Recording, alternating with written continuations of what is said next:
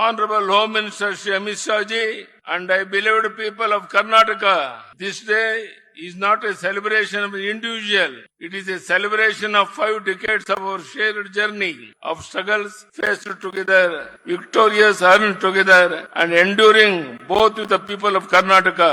From the streets of Shikaripura to the steps of Vidhan Sauda, my journey has been shaped by the tireless efforts of our Karyakartas and the blessings of our farmers. I stand here today with a heartful gratitude. ಇದು ನನ್ನ ಜೀವನದ ಪರ್ವ ದಿನ, ನಿಮ್ಮ ಅಭಿಮಾನದಲ್ಲಿ ನನ್ನ ತೇಲಿಸಿದ ದಿನ, ನನ್ನ ಪ್ರೀತಿಯ ಕರುನಾಡ ಜನತೆಗೆ ನನ್ನ ಪ್ರೀತಿಯ ಕೃತಜ್ಞತೆಯ ನಮಸ್ಕಾರ.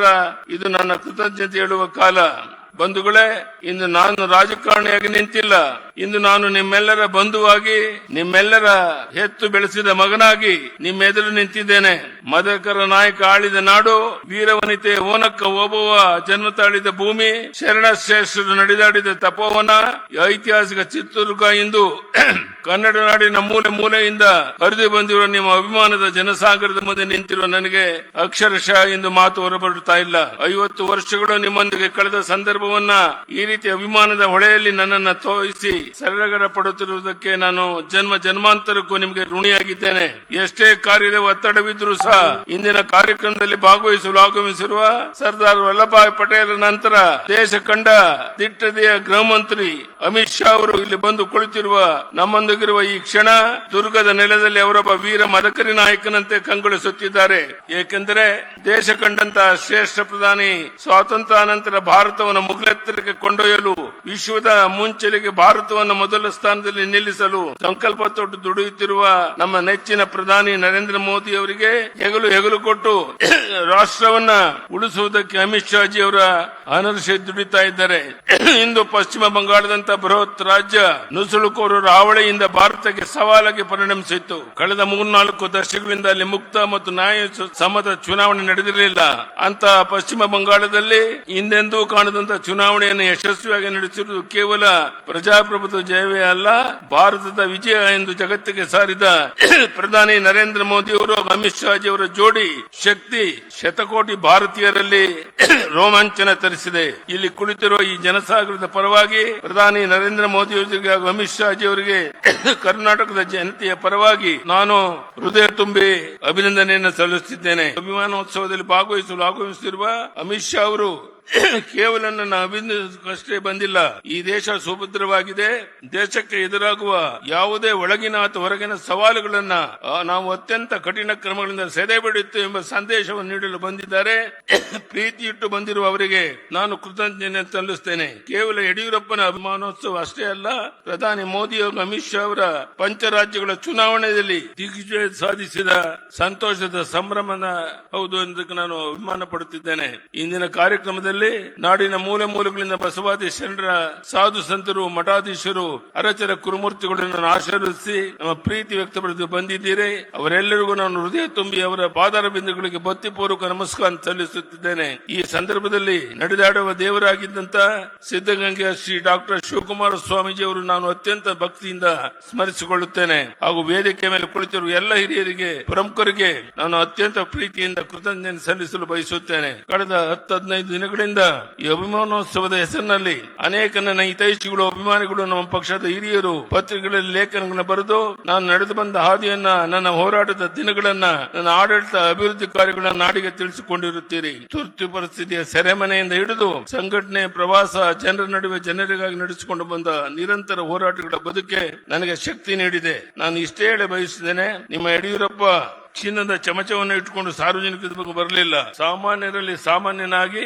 ಅನಿರೀಕ್ಷಿತ ತಿರುವುಗಳಾಗಿ ನಾನು ಈ ನಾಡಿನ ಜನರ ಸೇವೆಗೆ ಸಮರ್ಪಣೆಗೊಂಡವನು. ಭೂಕೇರಿಯಲ್ಲಿ ಜನ್ಮ ತಾಳಿ ಶಿಕಾರಿಪನ್ನು ಕರ್ಮಗಿಸಿಕೊಂಡು ಸಂಕಷ್ಟದ ರೈತರ ಸಮಸ್ಯೆಗಳು, ನೊಂದ ಬಡವರ ಜನತೆಗಾಗಿ, ನನ್ನ ತಾಯಂದಿರ ಸಹೋದರರ ಕಣ್ಣೀರು ಒರೆಸುವ ಯೋಜನೆಗಳನ್ನು ರೂಪಿಸುವುದಕ್ಕಾಗಿ ಅಕ್ಕ ಮಹಾದೇವ ಹುಟ್ಟಿದ ಶಿಕಾರಿಪುರದಿಂದ ಬಂದು ಲಿಂಗ ಸಮಾನತೆ ಎತ್ತಿ ಹಿಡಿಯಲು ಹೆಣ್ಣು ಶಿಶುಗಳನ್ನು ಭ್ರೂಣ ಹಂತದಲ್ಲೇ ರಕ್ಷಿಸಲು ಭಾಗ್ಯಲಕ್ಷ್ಮಿ ಯೋಜನೆಯನ್ನ ತಂದದ್ದು ನನಗೆ ಸಾರ್ಥಕ ಭಾವನೆ ಮೂಡಿಸಿದೆ. ನನ್ನಿಂದ ಸಾಧ್ಯವಾದಷ್ಟು ಅನ್ನದಾತನ, ರೈತನ ಕಣ್ಣೀರು ಒರೆಸುವ ಪ್ರಾಮಾಣಿಕ ಪ್ರಯತ್ನ ಮಾಡಿಕೊಂಡು ಬಂದಿದ್ದೇನೆ. ರೈತರಿಗಾಗಿ ಪ್ರತ್ಯೇಕ ಕೃಷಿ ಬಜೆಟ್ ಮಂಡಿಸಿದ ಸಾರ್ಥಕತೆಯನ್ನು ನಾನು ಎಂದಿಗೂ ಮರೆಯಲಾರೆ. ಸದ್ಯ ಸುರಕ್ಷಿತ ನಮ್ಮ ರೈತರಿಗೆ ಬಡ್ಡಿ ರಹಿತ ಸಾಲ, ರಾಜ್ಯದ ನೀರಾವರಿ ಯೋಜನೆ ಶಕ್ತಿ ಮೀರಿ ಕೆಲಸ ಮಾಡಿದ್ದೇನೆ. ನನ್ನ ಜೀವಮಾನವೇ ಹೋರಾಟದ ಜೀವನ.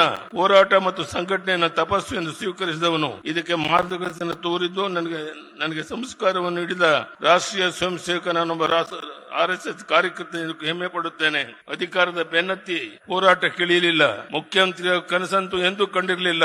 ಆದರೆ ಪುರಸಭೆಯಿಂದ ವಿಧಾನಸಭೆಯವರೆಗೆ ವಿರೋಧ ಪಕ್ಷದ ಸ್ಥಾನದ ಮುಖ್ಯಮಂತ್ರಿ ಸ್ಥಾನದವರೆಗೆ ತಲುಪಲು ನಾಡಿನ ಜನತೆ ನನ್ನ ಬೆಳೆಸಿದ್ರು, ಹರಿಸಿದ್ರು. ಇದಕ್ಕೆ ಕಾರಣ ಯಡಿಯೂರಪ್ಪ ಅಧಿಕಾರದ ರಾಜಕಾರಣದ ಬರಲಿಲ್ಲ, ಜನರ ಸಂಕಷ್ಟವನ್ನು ಪ್ರತಿನಿಧಿಸಿ ರೂಪಿಸಿದ ಹೋರಾಟಗಳಿಂದ ಮೇಲೆದ್ದು ಬಂದವನೆಂಬ ಕಾರಣಕ್ಕಾಗಿ. ಅಣ್ಣ ಬಸವಣ್ಣ ಹೇಳಿದ ಇವನಾರವ ಎಂದು ಜನ ಕೇಳಲಿಲ್ಲ.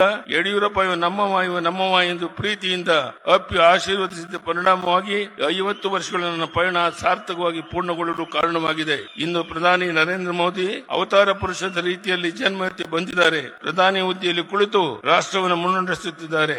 ಅಮಿತ್ ಶಾ ಅವರು ಮೋದಿಜಿ ಅವರಿಗೆ ಹೆಗಲಾಗಿ ನಿಂತಿದ್ದಾರೆ. ಕೇಂದ್ರದ ಸಂಪುಟದ ಅನೇಕ ಸಚಿವರು ಈ ಪಡೆಯಲಿದ್ದಾರೆ. ರಾಷ್ಟ್ರೀಯ ಅಧ್ಯಕ್ಷರಾಗಿ ನಿತಿನ್ ನಬೀನ್ ಅವರನ್ನು ನೇಮಿಸುವ ಮೂಲಕ ಯುವ ಶಕ್ತಿಗೆ ಪ್ರೇರಣೆ ನೀಡಿದ್ದಾರೆ. ರಾಷ್ಟ್ರೀಯ ಮಟ್ಟದಲ್ಲಿ ಸಂಘಟನೆಗೆ ಸಂತೋಷ್ ಜಿ ಅವರನ್ನು ಸಮರ್ಪಿಸಿಕೊಂಡಿದ್ದಾರೆ. ಈ ದೇಶ ನಂಬರ್ 1 ಸ್ಥಾನಕ್ಕೆ ಏರಬೇಕಾದರೆ ಪ್ರಧಾನಿ ನರೇಂದ್ರ ಮೋದಿ ಅವರು ಕನಿಷ್ಠ ಇನ್ನೂ 10 ವರ್ಷವಾದರೂ ಈ ದೇಶವನ್ನು ಮುನ್ನಡೆಸಬೇಕಾಗಿದೆ. ಅವರ ಜೊತೆಗೆ ಅಮಿತ್ ಶಾ ಜಿ ಅವರು ರಾಷ್ಟ್ರವನ್ನು ಕಟ್ಟಲು ದುಷ್ಟರಿಂದ ದೇಶ ರಕ್ಷಿಸಲು ಶಾಂತಿ ಸಮೃದ್ಧಿಯ ನೆಲೆಬೀಡಾಗಿ ಮಹಾಸೇನಾನಿಯಂತೆ ತಮ್ಮ ಕಾಯಕ ಮುಂದುವರಿಸಬೇಕಾಗಿದೆ. ಭವಿಷ್ಯದಲ್ಲಿ ಭಾರತದ ಕನಸು ಸಾಕಾರವಾಗಲಿದೆ. ಅದನ್ನು ಕಣ್ತುಂಬಿಕೊಳ್ಳುವ ಅವಕಾಶ ನಮಗೆ ಕರುಣಿಸಿದ್ದಾನೆ. ಅದೇ ನಮ್ಮ ಜೀವನದ ಸೌಭಾಗ್ಯ. ನಮ್ಮ ಪಕ್ಷವನ್ನು ಕಟ್ಟಿದ ಶ್ಯಾಮ ಪ್ರಸಾದ್ ಮುಖರ್ಜಿ, ದೀನ್ ದಯಾಳ್ ಉಪಾಧ್ಯಾಯ, ಶ್ಯಾಮ ಪ್ರಸಾದ್ ಅವರ ಮಾತೃ ನೆಲ ಪಶ್ಚಿಮ ಬಂಗಾಳದಲ್ಲಿಂದು ಕಮಲ ಹರಳಿ ಪ್ರಜ್ವಲಿಸುತ್ತಿರುವುದಂತೂ ಭಾರತಾಂಬೆಯ ಮಡಿಲನ್ನು ಉಳಿಸುವುದಕ್ಕಾಗಿ ಶತಮಾನಗಳಿಂದ ತಮಸ್ಸು ತ್ಯಾಗ ಬಲಿದಾನಗೈದ ನೂರಾರು ಆತ್ಮಗಳು ಇಂದು ಸಂತೃಪ್ತ ಭಾವ ಹೊಂದಿರುವುದು ನನ್ನ ನಂಬಿಕೆ. 50 ವರ್ಷ ಕಾಲ ನಿಮ್ಮ ಯಡಿಯೂರಪ್ಪನನ್ನ ಪ್ರೀತಿಯಿಂದ ಸಲಹಿದ್ದೀರಿ, ಅಭಿಮಾನದಿಂದ ಬೆಳೆಸಿದ್ದೀರಿ, ನನ್ನ ಹೋರಾಟಕ್ಕೆ ಶಕ್ತಿ ಕೊಟ್ಟಿದ್ದೀರಿ. ಮುಖ್ಯಮಂತ್ರಿ ಸ್ಥಾನದಲ್ಲಿ ಕುಳಿತು ಅಧಿಕಾರದಲ್ಲಿದ್ದಾಗ ಬೆಳಕು ತೋರಿದ್ದೀರಿ. ಈ ಋಣ ಎಂದಿಗೂ ತೀರಿಸಲಾಗುವುದೆಂದು ಮತ್ತೆ ಹೇಳುತ್ತಾ ನನ್ನ ಕೊನೆಯ ಉಸಿರಿರುವ ತನಕ ವಿರಮಿಸುವ ಪ್ರಶ್ನೆ ಇಲ್ಲ. ವಿರಮಿಸುವ ಪದ ನನ್ನ ಹತ್ತಿರ ಸುಳಿಯುವುದೂ ಇಲ್ಲ.